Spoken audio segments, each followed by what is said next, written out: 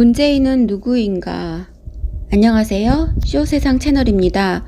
문재인은 과연 누구일까요? 나라가 갈수록 힘들어지고 상상한 그 이상의 폭정과 무능함을 보이고 있는 이자 문재인이 세상 궁금해져서 한번 자세히 알아봤습니다. 물론 대한민국 제19대 대통령이라고 일부는 말하기도 하고 문서에 쓰여 있기도 합니다만 그건 인정하는 사람들의 얘기고요. 자, 한번 알아볼까요? 1953년 1월 24일 출생으로요. 67세라고는 합니다. 그런데 요즘 60대는 사실상 매우 혹은 놀라울 정도로 젊어 보이죠. 67세 나이가 맞는지 고개가 갸웃해지기도 하네요. 재임 기간은 2017년 5월 10일부터 2022년 5월 10일까지인데요. 지금이 2020년 6월이니까 남아도 너무 오래 남은 이 기간 동안 이 나라가 도대체 어찌 될 건지 정말 상상이 되지가 않습니다. 박근혜 대통령을 파면하고 나서 틈새로 끼어든 대통령이라서 그런지요. 무엇이든 박근혜 대통령보다는 좀 나아야 되지 않겠나, 꼭 나아야 된다, 이런 강박관념에 시달리고 있는 듯한 발언을 수시로 하는데요. 지난 코로나 사태 때도 자신의 정부가 박근혜 정부 때보다 대처를 잘하고 있지? 이런 질문을 참 얍삽하게 답변을 그럼 어떤 답변을 하겠어요. 그런 질문을 하면서 자신의 조급함이 드러나기도 했는데요. 당시 41.1%의 득표율로 대통령이 되기는 했습니다만 최근에 불거지고 있는 부정선거 양상을 보니 과연 41.1%의 득표율이 공정한 방법으로 얻은 득표율인지도 잘 믿어지지가 않는 현실입니다. 현재 이미지는 아주 독하기만 하고 능력은 그다지 없어 보이는지라 어떻게 사법시험이라는 그 어려운 관문을 통과했는지 정말 신기할 따름입니다. 하지만 인간이란 존재는 나이가 들수록 현명해지고 박학다식해지는 사람도 있고 쉽게 총기와 현명함을 잃어버린 사람도 있는지라 대충 그렇게 이해하면 되겠네요. 여튼 1980년 제22회 사법시험에 합격하긴 한 모양입니다. 이 문재인 씨의 경력 사항을 보면은요, 거의 1년 단위로 직책이 바뀌고 있어요. 1년마다 직업을 바꾸는 게 가능할까요? 1982년 사법연수원을 수료한 후에 첫 직장인 노무현 문재인 법률사무소 변호사를 시작으로요. 거의 1년마다 새로운 직책을 바꾸어가면서 2017년 대통령이라는 직업으로 갈아탈 때까지 매년 경력 기재사항이 바뀌거든요. 능력이 좋아서일까요? 아니면 운이 좋아서? 아니면 사람이 진득하지 못하고 쉽게 변해서일까요? 19대 대선 기간 전후로 제기된 논란은 정치활동 관련 논란이 5건, 정치활동 중 논란이 되었던 발언이 12개네요. 그중 몇 개만 거론해 보면은요.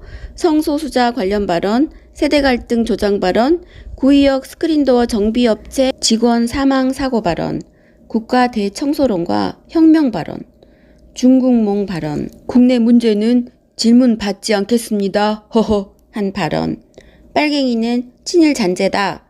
이런 발언 등이 있습니다. 그 외에도 조슈아 웡의 홍콩 지지 요청을 묵살하기도 했고요. 수시로 말 바꾸기를 여태껏 하고 있긴 하지만 해서 논란이 되기도 했습니다. 그리고 가장 유명한 보여주기식 정치 논란, 쇼 정치 논란인데요. 이게 거의 다 탁현민의 작품이라고 생각하면 될 것 같네요. 모두 13개의 논란거리를 만들었는데요. 읽다 보면은 속이 뒤집어지고 말하다 보면 입이 바짝바짝 마르고 분노 때문에요. 그렇지만은 나열해 보겠습니다. 첫 번째로 공공부문 일자리 81만 개 논란, 그것을 시작해서 두 번째로 트위터의 야동 이미지 논란이에요. 뭡니까 이게? 진짜. 남사시러워. 세 번째로 권선택 대전시장 비호 논란이고요. 네 번째로 서민 코스프레 논란. 다섯 번째로 신생아실에서 사진을 찍었나 봐요. 신생아실 사진 찍기 논란이 있고요. 여섯 번째로 다음 생엔 부디 남자로 태어나요 이러면서 트위터를 했는데요. 그것을 논란이 일어났고요. 일곱 번째로 보여주기식으로 페미니즘을 지지해서 논란이 일기도 했습니다. 여덟 번째로 세월호 가짜 단식 논란이에요. 단식도 가짜라는 거 우리 다 알고 있죠? 그리고 아홉 번째로 안나푸르나 실종 사건이 일어났을 당시에 정수욱 씨하고 영화 관람을 해서 논란이 되기도 했었고요. 열 번째로 다이아몬드 프린세스 코로나 바이러스 감염, 그때 집단 감염 사건이 일어났었는데 대통령 전용기를 선전해서도 논란이 일어났어요. 참 속도 없네요. 속이 없어요. 이빨만 없는 게 아니라 철학이 없는 거죠. 그리고 코로나19 대응할 때 자신이 너무 잘했다고 자화자찬해서 논란이 일기도 했고요. 그리고 유명한 기생충 제작진을 불러가지고 코로나 때문에 사람은 죽어가는데 오찬을 하면서 하하호호 해서 논란이 일기도 했습니다. 그리고 긴급재난지원금을 60만 원을 기부했어요. 그런데 왜 60만 원만 하냐고요. 자기가 받는 급여가 얼만데 최소한도 1억은 해야 되지 않겠습니까? 그런데 60만 원 했다고 대서특필한 언론들도 참 대단합니다. 이 철학이 없는 문재인은 변호사 시절 때는요. 페스카마호 선상 살인사건에서 가해자를 변호해가지고 또 논란이 일기도 했었죠. 민정수석 재직 시절 때는요. 그때도 역시 업무 능력에 관한 논란은 있었고요. 업무 능력이 꽝인 걸까요? 아들을 고용정보원에 취업을 시켜가지고 논란이 일기도 했고 다운계약서 논란도 있었습니다. 어휴. 까도 논란 덩어리 양파네요. 징합니다 진짜. 그 외에도 삼성 엑스파일 사건 특검 논란도 있고요. 참여정부 삼성공화국 논란이 있었으며 북한 안보 이념 관련 논란은 아직도 우리 민족의 혼을 괴롭히고 있으며 외교력 미숙으로 인한 외교상 결례도 꽤 있습니다. 문재인은 세월호 방명록에 고맙다라고 써서 우리의 간담을 서늘하게 하기도 했습니다. 내용은 이렇습니다. 애들아 너희들이 촛불 광장의 별빛이었다. 너희들의 혼이 천만 촛불이 되었다. 미안하다. 고맙다. 입니다. 그 후 문재인 캠프의 해명 발언을 보면 더 끔찍하고 소름 끼치는데요. 숱한 미사 요구를 동원해서 고맙다라는 문재인의 말은 당연한 것이다 라고 강조했습니다. 세월호 아이들이 사고로 억울하게 목숨을 잃은 것이 대체 뭐가 고맙다는 것인지요. 고맙다는 표현 외에도 촛불 광장의 별빛, 천만 촛불 이런 표현도 상당히 의도적인데요. 어찌 그런 표현을 쓸 수가 있다는 것인지 아이들이 죽은 것은 예상치 못한 사고였지 정치적으로 어떤 계기를 만들기 위해서 일부러 죽은 것이 절대 아니기 때문입니다. 세월호 인양 지연, SBS 오보 관련 내용을 좀 들여다보겠습니다. 해양수산부가 세월호 인양을 고의로 지연하며 차기 정권과 거래를 시도한 정황이 있다고 보도한 SBS 8시 뉴스 혹시 보신 분 계신가요? 참 다시 되풀이해서 말하기도 가슴이 먹먹하고 아픈데요. 이 뉴스는 SBS 8 뉴스의 세월호 인양 고의 지연 의혹 조사 나선다 라는 보도로 시작되었습니다. 해당 뉴스는요. 5월 2일 익명의 해수부 공무원 발언을 인용했는데요. 부처의 이익을 위해서 세월호 인양을 고의로 지연하며 이를 무기로 차기 정권과 거래를 시도한 정황이 있다는 내용을 담았습니다. 인용된 해수부 공무원은요. 솔직히 말해 이거 세월호 인양은 문 후보, 더불어민주당 문재인 대선 후보에게 갖다 바친 것이야 라면서 문 후보가 약속한 해수부 2차관을 만들어주고 해경도 해수부에 집어넣고 라고 말해서 파문이 일었죠. 이후 각처에서 새몰이로 그 뉴스를 가짜뉴스로 몰아붙였고요. 기사는 삭제되었죠. 5월 3일 SBS 8시 뉴스에서 김성준 앵커는 사과 방송을 했습니다.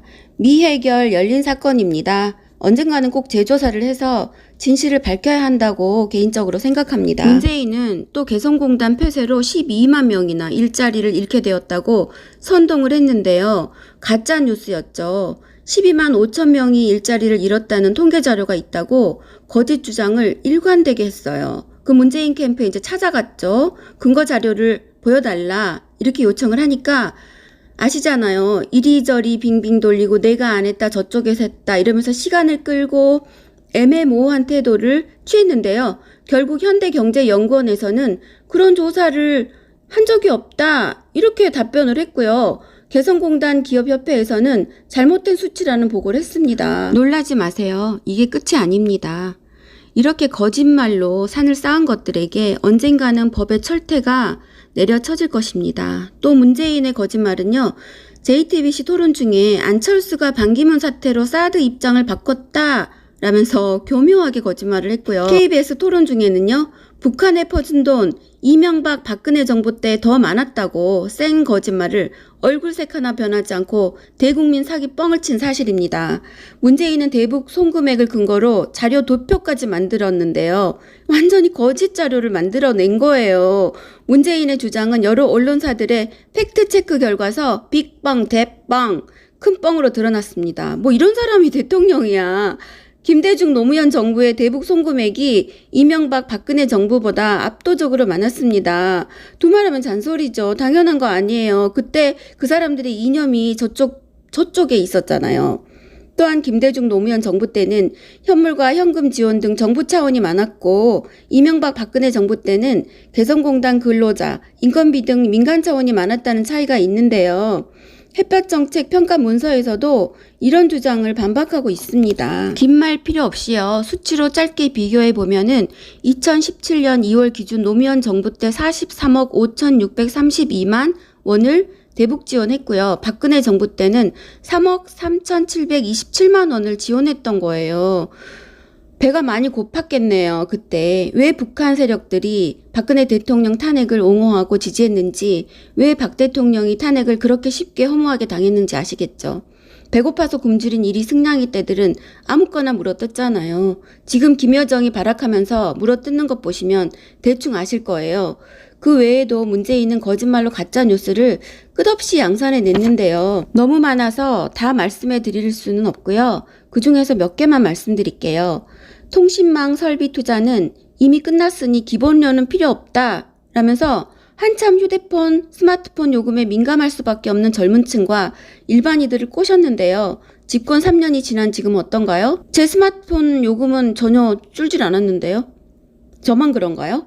거짓말로 국민을 개, 돼지 취급한 죄, 그걸로 대통령 당선되면 처벌 못하죠? 참 아쉽네요. 부끄러움도 없이 역대 가장 인사검증을 깐깐하게 했던 정부가 참여정부인데 그 민정수석이 바로 접니다. 이런 자랑을 하기도 했어요. 그러면 그때는 깐깐했다면서, 그렇게 했다면서, 검증을 잘했다면서 지금 이 정부에서는 왜 이 모양 이 꼴인지 모르겠네요. 그리고 알만한 사람은 다 아는 북한을 주적으로 생각하느냐라는 유승민 후보의 질문에 대통령으로서는 할 말이 아니라고 생각한다 이랬어요. 이상하죠? 대통령이 될 거란 확신이 있었다는 거죠? 왜냐고 물어보신다면 뭐 짐작만 할 뿐이죠. 대통령이 안 됐으니 말해봐라. 국방백서에 나오는 말이다 라고 유승민 후보가 말을 하니까 헐, 뭘 했는지 아세요?